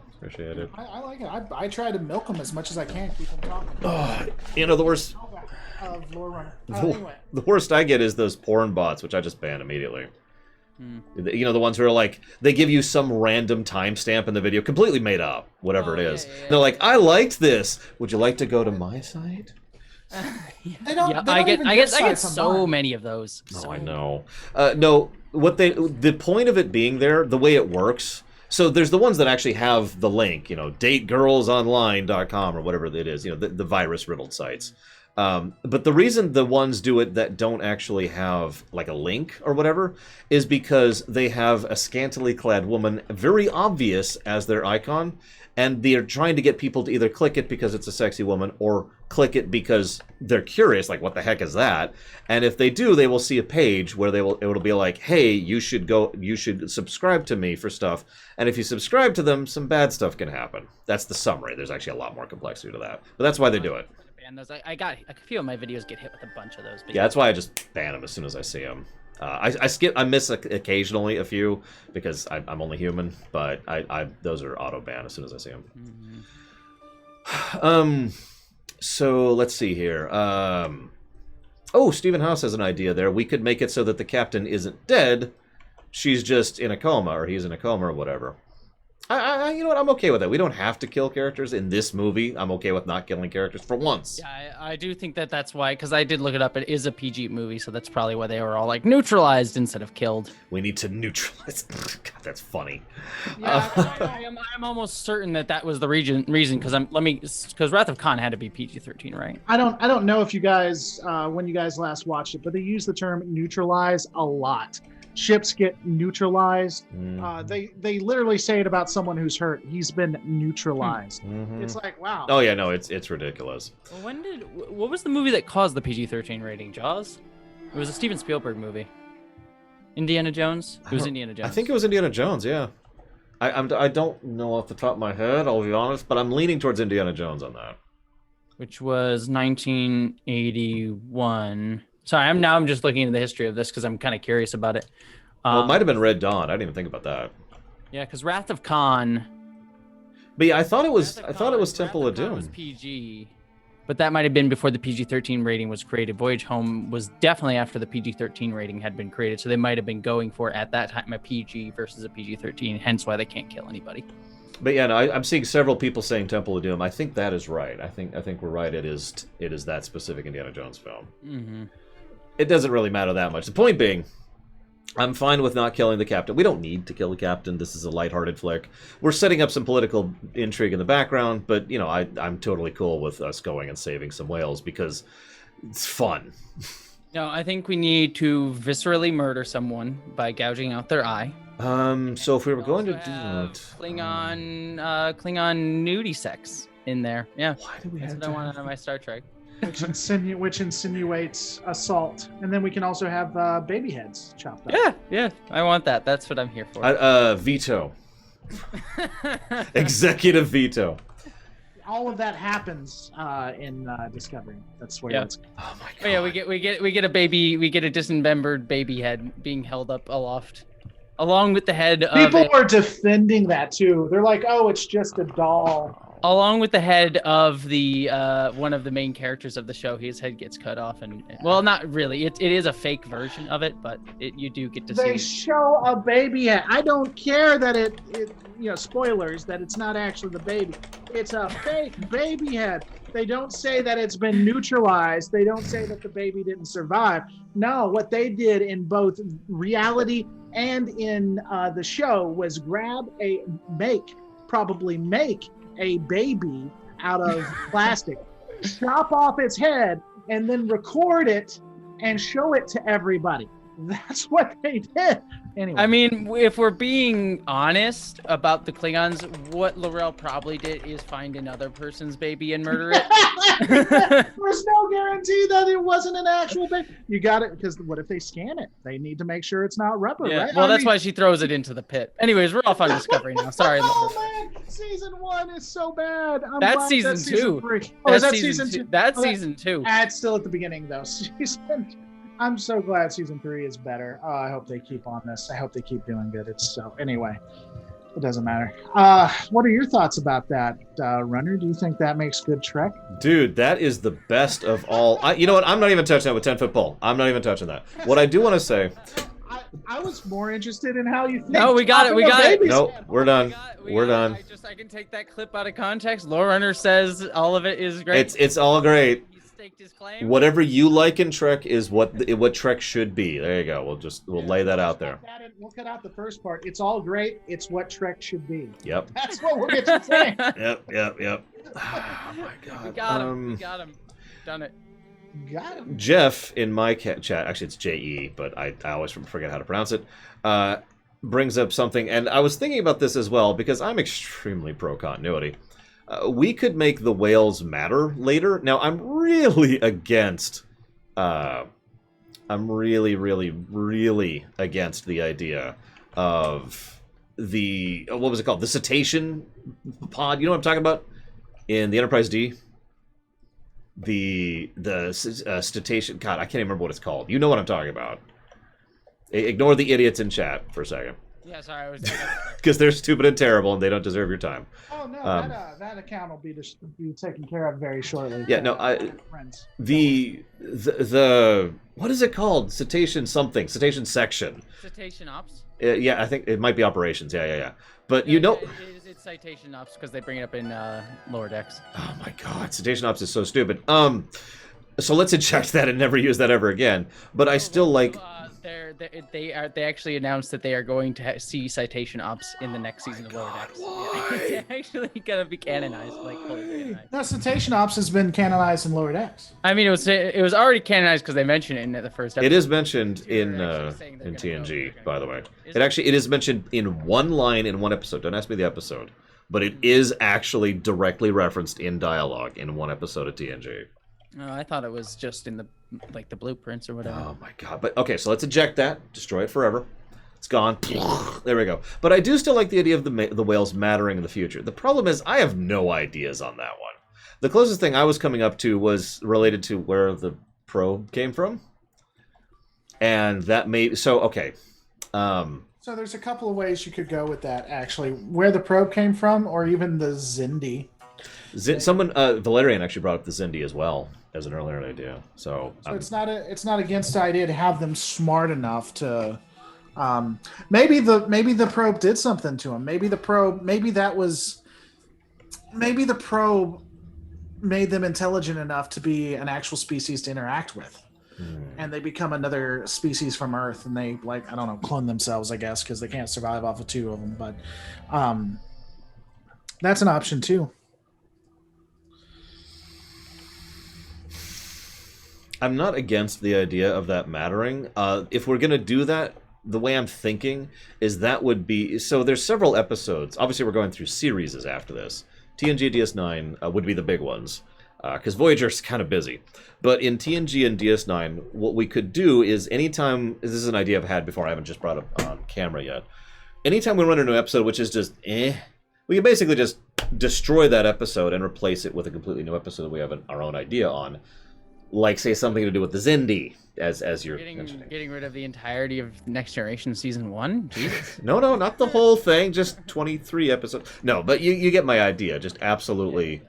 wrecking anything that is just not even just there's nothing salvageable. Yeah, there's either it's a terrible episode or it's a boring episode. One of the two problems, and then just replacing that. So this could then lead to the Xindi, and and Tesla's correct. We could also have shades of this back in season 1, and by season 1 I mean Enterprise. I have no idea why I said season 1 there. Back in Enterprise. Maybe something to do with the sphere builders and their interactions with the Xindi, and they specifically reference how the Federation will enslave your people in the future, referencing and showing them footage of the whales being in Starfleet and being part of the Federation, and fake newsing it and making it look like they're enslaved rather than the fact that they're members of the Federation, right? Mm-hmm. And thus, of course, by the time we see that, since Enterprise would come last in terms of viewing order, we would know, we the viewers would know with total certainty that that's a complete lie, and we would understand how they're lying and why. So I think that kind of thing could line up if we wanted to go that route with it. I'd be down with that. Also, you're not throwing out a single episode of early Star Trek Enterprise, because they are all gems, I tell you. He has to meet his friends. He has to talk to his friends. I'm just saying, there's a couple of episodes of Enterprise Season 1 that I would be cool with completely destroying. Actually, I had an idea. You obviously haven't... Sorry, I just did Unexpected for my Enterprise Rewatch podcast. What a joyous discussion. Which one was that? That was the one where Trip gets pregnant. Oh my god. That one angers me. I'm not even going to talk about that one. I really rewatched it too, and I was like, the first 20 minutes are like, this is fine, and then the last one is like, oh, that nosedive. No, it's okay. It's okay to get people pregnant without their knowledge and then mock them. Oh yeah, totally fine, totally it's fantastic. Fine. That's another thing that fans defend. Oh my god, it makes me mad. Defended on this channel. Anyways, yeah, let's. Yeah, let's. Can we just? All I'm going to say is I will give. Talk about the chopped off head of the baby. I will give my opinion on that episode sometime around, I think, next April. You probably can tell by my expression exactly how my thoughts on that episode. Well, let's just we'll end it with this, because we don't want to stay on that if it's making anyone uncomfortable. But like that episode sucks. Yeah, no, that episode's that's a great summary. It's WTF. It's not. So there's, just to clarify my position, it's more that people don't see it for what it is, in my opinion, because I think it's quite clearly that it's when you take into what they were trying to do, you can accept it kind of for what it is. You know what I'm saying? They never meant for it to be what it came out as, I think. So unfortunately, I would agree. I say unfortunately because it just shows how little thought was being put into some of that show. No offense to anyone who likes Enterprise, including me, by the way. I like oh my god! I think it's Brandon Braga just being like having to do way too much shit. Oh god, it was what 16 episodes in a row by Braga in season 1. After being burnt out of being burnt out on Voyager, after being burnt out on TNG, and the movies, by the way. The only thing to it too, I think, is it's just I think it's an easy change. Like if you just make him knowledgeable to a degree about what's going on, and then I think it's not a good episode, but it still makes. This is we should if we don't want my thought on it is like if you make him knowledgeable, sure, but it's not.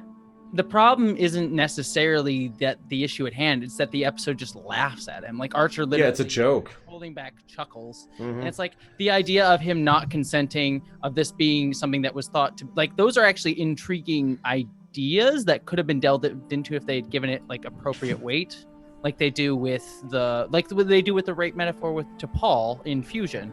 Yeah. Like that's actually given appropriate. It's still mishandled a little bit, but it's better handled there.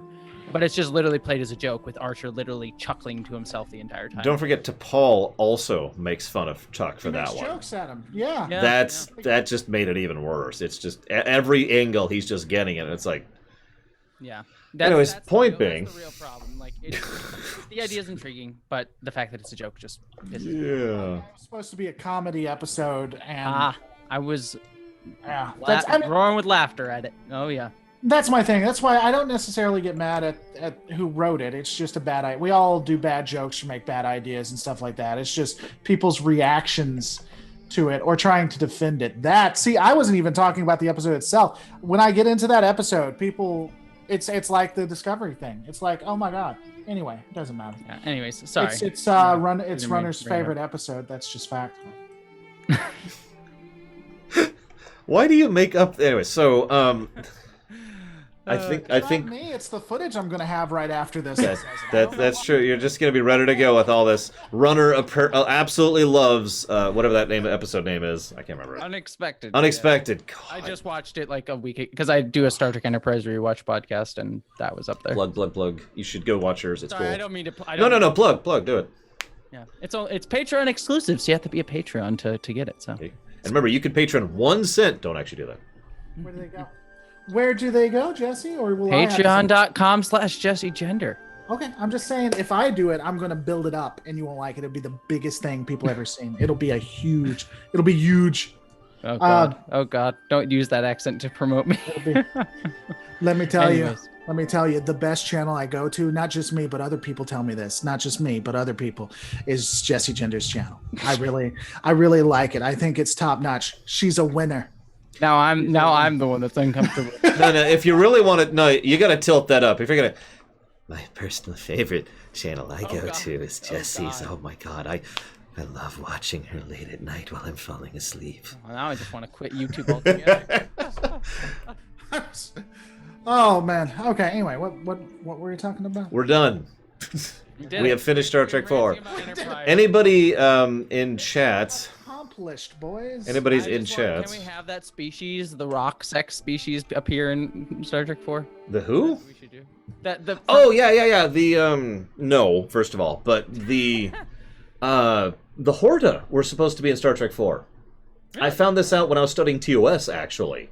The Horta, there was actually supposed to be a Horta there, and they had budget issues, because if you remember, Star Trek 4 had a really, really limited budget, and so they just kind of had to make do with what they had, and that's why they got cut. But I think they totally should be there.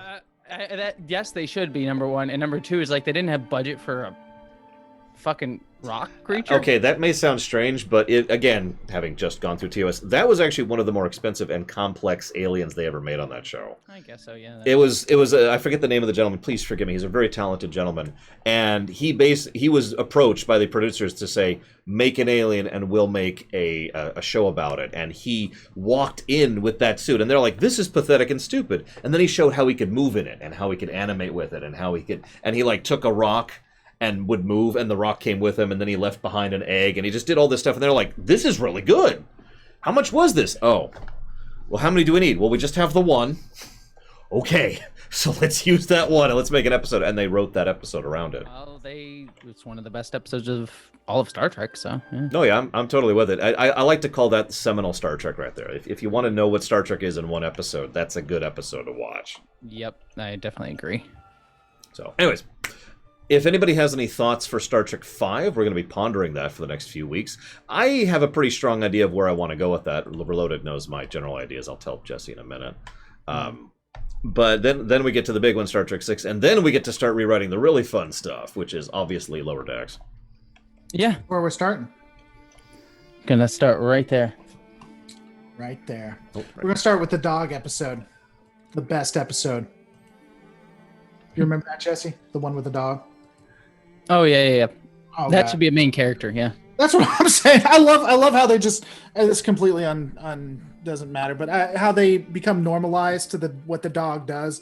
Like the dog will walk by and just turn into like a brick or whatever, or turn into like a block. And they just that moment is my favorite in all of Lower Decks. The dog just goes by and just turns into a block, and they're just like, all right, that happened.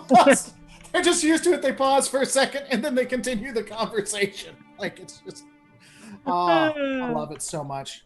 Lower Decks is fun. Lower Decks is great. All right, so guys, thanks so much. Definitely check out Jesse Gender, one of the best channels. Definitely go and watch her late at night while you're filming. Okay. Sorry, I'm sorry. Let me tell you, she's great. Oh God, she's a winner. Go to patreon.com/Jesse Gender is what we said, I think, and give her like all the money because she loves it when we talk about that. Just all of it. I love money. Capitalism, wonderful. I love capitalism too. Also, Star Trek, yay. That's why I like CBS use something that promotes communism to make an ton of money on the capitalist market. So don't forget to rate, comment, subscribe on my side. And check out Lore Runner. He's okay too, I guess. It's Lore fine. Runner. Go to lorerunner.com. Go to Lore Runner. He's great. He's great. He's huge. He's gonna be huge. Huge. He's huge. Gonna be a running mate. That's why he lost, because he didn't have Runner. Oh, Runner doesn't want to do anything with politics. He doesn't like that at all. Look at his face. He's just ignoring you at this point. We're off on my side. For my side, for those of you not aware, tomorrow we are starting the Just Cause 4 run. That'll be at 9 a.m. Eastern Standard Time as per usual. Anybody wants to join us for that, you're more than welcome. Otherwise, go to hell. Oh, also, really quick, on the off chance any of these people are live right now, give me 1 second. Or see this VOD, if you are... One moment. K, Frieza, Gamer Techno, Wraith, Savicom, Manwitheel, Brad McAdam, Bragwin Darkstar, Alyssa A. Allen, Reximus, Ryokami, Enigma Machine, Argus Swift, Dr. Kakashi, Alex Korobiniki, Infernal, Ice Tray, Myron, or Galtori, please get a hold of me in any manner you have available to. We need to talk. Don't worry, it's good stuff. That's it. So, I will go ahead and chop off, and I'll give it a